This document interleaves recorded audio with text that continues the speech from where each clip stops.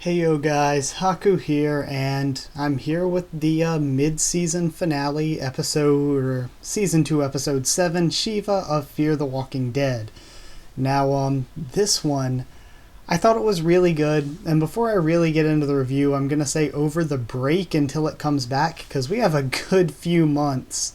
I guess I'm gonna do like I did with the normal show's mid-season break, where, I'm just gonna try to post at least one video a week, whether it be a discussion of some kind. I don't know. Or news. We'll figure out something to talk about at least once a week, maybe twice, sometimes 3 times if there's like a lot going on or something. But yeah, I at least once a week because I don't want to completely neglect the people that are subscribed for the Walking Dead stuff, you know. So I'll figure out something to do once a week.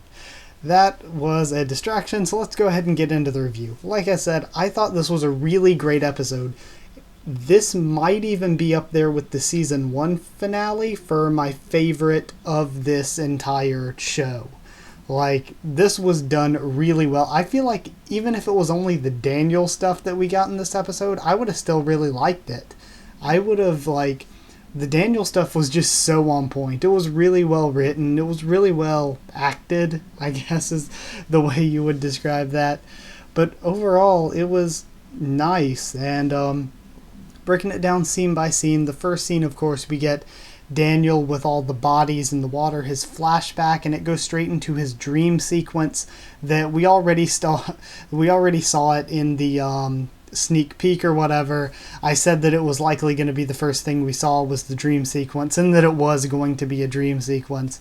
So that was pretty predictable. I still think it was a good way of showing sort of how Daniel's been sort of fractured, and without his wife there's nobody who knew the real him that he was hiding, nobody who knew all the bad stuff in his past, and he was just kind of alone and breaking without the one thing that he had. And I read a thing with the showrunner where they said that you could tell Daniel, like throughout the season, they said that sometimes you would hear things that weren't there when it was focusing from Daniel's perspective. And sometimes he would be looking off to the side where there was nothing at.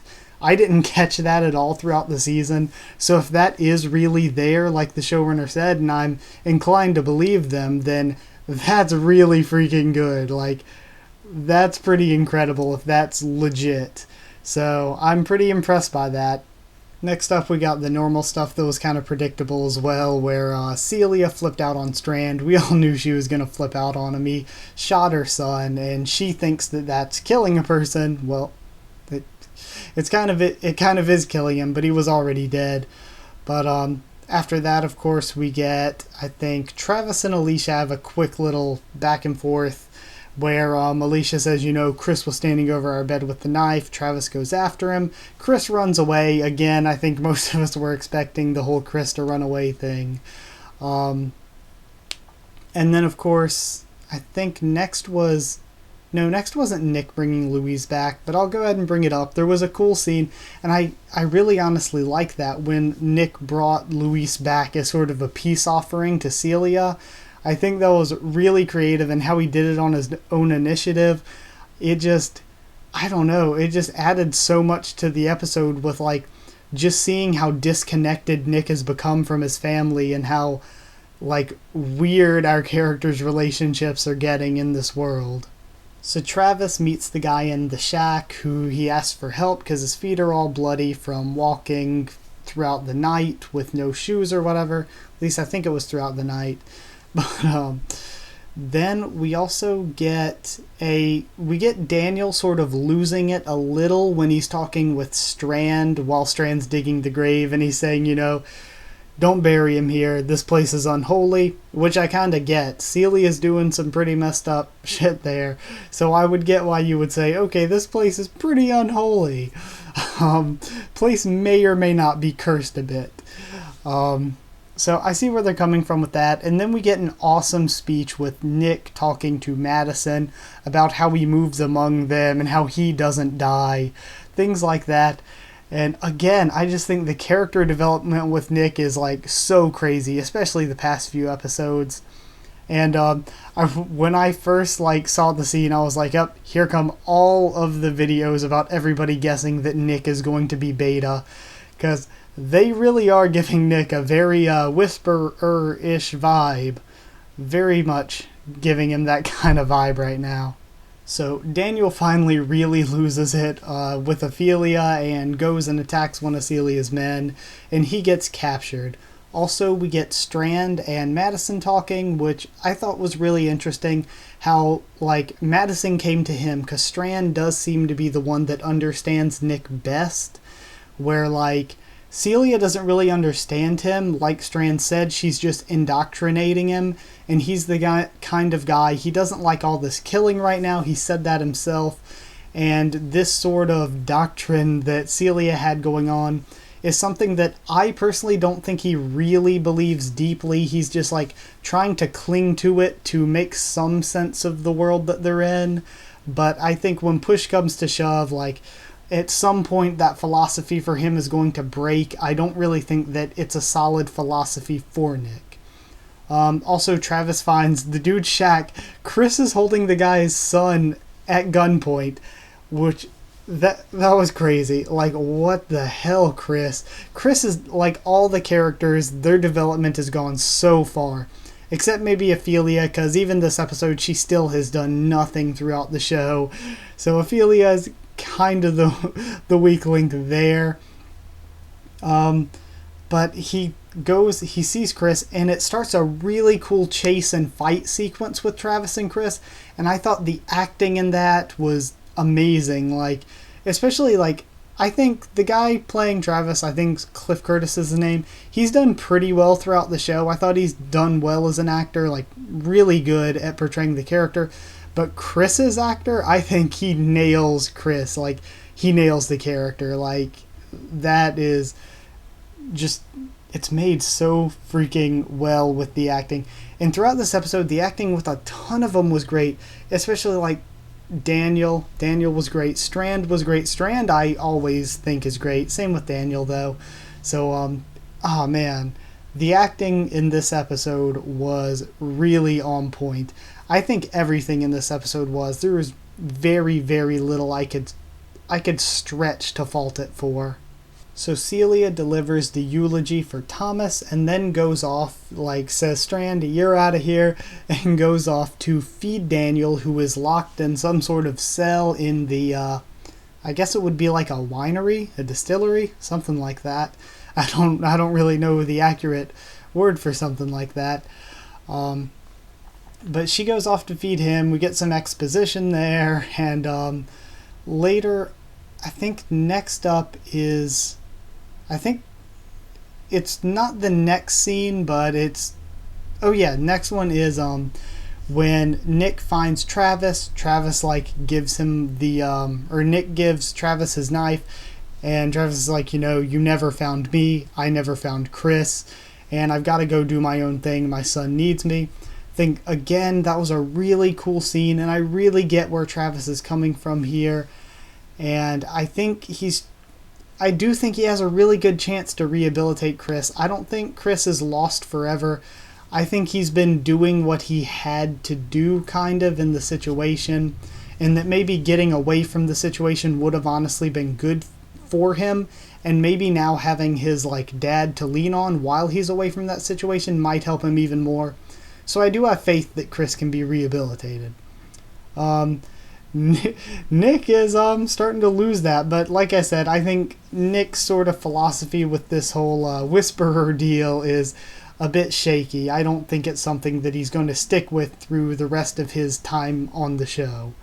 Going back, we have the scene with Daniel and him seeing Griselda, and man, the acting in that was so perfect.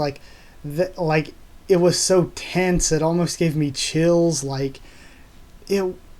Daniel's performance in this, I think Ruben Blades, it was just so good. That was it was a deep story. It was something I wasn't expecting out of Fear that much, because of what we've gotten so far hasn't really been quite as layered, but this episode just brought everything together in a way that I hadn't been seeing it until now, and it really made everything pay off a bit, and I hope they can keep that going. So Madison locks Celia in the cell with the walkers, which again, I really liked that scene. I've seen a lot of people, and I mean a lot of people, complaining that Madison was the definite weak link of the show right now, that the acting is not very good for her, and the character is pretty annoying and not very good. And honestly, I feel bad saying this, but I'm in agreement. I don't think she's as bad as Ophelia when it comes to character uselessness, but I think Madison has gone from one of the really cool characters in season 1 to being very much a detriment to the group in most situations in season 2. And I will also agree that among the acting of the show, again, it's something that wasn't as apparent to me. I didn't think it was bad in season 1, but in season 2, Madison has seemed like very, very wooden. I don't know how to describe it that well, where she has just seemed like completely frozen and like expressionless and motionless, and that's just how the character has reacted to every situation in like emotion wise, and it just has not felt very good. It hasn't been the best performance in the show, not close. So Daniel escapes with the miracle headbutt that always works in TV for some reason. We get the scene of Alicia waving goodbye to Strand, which also I really loved because it shows how like it wasn't just them using Strand to get there, Strand using them. They sort of formed a bond over the course of the season, and we can sort of see that bond here in Alicia going to see him off. I thought that was really, really cool. Of course, none of them could leave without the rest of their family, so they were sort of tied in a tight spot. They couldn't really go with him, but they didn't really want to stay, so they were kind of stuck between a rock and a hard place with that situation. So lastly, ending this off, Daniel pours the gasoline and burns up the Walker herd, and making us think himself as well. And that was really, really cool. It was a beautiful scene, really. I loved how we saw all the people from his past. That was it was just really awesome. I feel like I'm just doing nothing but complimenting every scene, but that's all I feel like I can do for this. And then they all escape, or well, the four, Ophelia, Alicia, Strand, and Madison escape in the truck, and Nick turns his back on them and joins the herd of walkers, which again, oh man, that was such a great way to end. Everything's torn apart, and then we can hope for the second half of the season to try to pull everybody back together. Now for the episode as a whole, I gotta say that the emotion was totally there. The tension as well was really great. I actually felt a bit of danger, and for the first time in the show, not really the first time, but like more than usual, I felt real danger for our characters. And I felt that there was more going on than usual. So it was definitely above all of the other episodes this season in terms of just the emotion and tension and being able to feel with the episode a bit. When it comes to like the characters being dead or being separated, I think they're all going to probably survive and meet back up. I don't see Daniel as dead, especially the showrunner said that, you know, it's not going to be the last we see of him. We might see him in season 3. Of course, that could mean he's dead, and they're talking about seeing him like in a flashback or in Ophelia in a way, or seeing his practices and words coming back into play. But I don't know, just personally, I guess it's kind of hard to explain. I think they're all going to be alive and probably meet back up. Even Daniel, I kind of see it as one of those Glenn situations where I am very much feeling that he'll still be alive at the end of this. And we even see in the previews for next episode that it's going to be about Nick and some new bad guys, and it looks like Nick might even be with some like remnants of Celia's people. I have a slight tinge of a feeling that Celia could have survived as well. It's just one of those things where when you don't see a character die on screen, your instant just as a person who watches a lot of stuff or reads a lot of stuff, you're like, if they don't expressly say or show them dying, then the possibility that they're just going to pop back up is always there. That possibility does not go away if we don't actually see them die. So it's still going to be there, in my opinion, that Celia could show up at any point in the future, really, because we didn't see her vanish or anything. We didn't see her burn up. We didn't see her get eaten, or at least I didn't. I tried to see her within the group of walkers there, but I did not. So very much a possibility that she lived. I do think Nick is going to live, of course, and move on with that rest of that group until maybe something happens that makes him leave them and he finds our original group again. And I think Daniel, I don't know what's going to happen with Daniel, but I do think he'll show up in the future. I think he'll be alive. And I think that Chris as well. I think that there's a very good chance Chris will be rehabilitated and that Chris and Travis will return at some point. That all seems kind of unlikely. And I do like realism in the show, but at the end of the day, you got to remember that with realism, there also has to be entertainment value, and I think it's a good story. Even if it's not the most realistic story that they all find each other again, I think it's a good story, and I personally guess my prediction is that that's what's going to go down. So for this episode as a whole, like I said, it was probably the best this season for sure, and maybe the best in the entire show. So I'm going to give it 9.5 miracle one-shot headbutts out of 10. I think that's a fairly fair score because, like, it was near perfect. Like, I'm not going to quite give it a 10 out of 10 because I still think they can do better, but it was really freaking good. So thank you all for watching, and like if you like the video, comment down there, tell me what you thought of the review, what you thought of the episode itself as well. Subscribe for more Fear the Walking Dead, Keys Niver, Tower of God, One Piece, Pokemon, a bunch of stuff. Just subscribe if you want, as well as follow on Twitter if you want updates, because I'll try to keep you updated there when I post stuff, or if I plan anything, push anything back, just random whatever. I'll just try to keep you all updated on what's going on with the channel there. And that's it. So thank you once again so much for watching, and I'll see you all next time.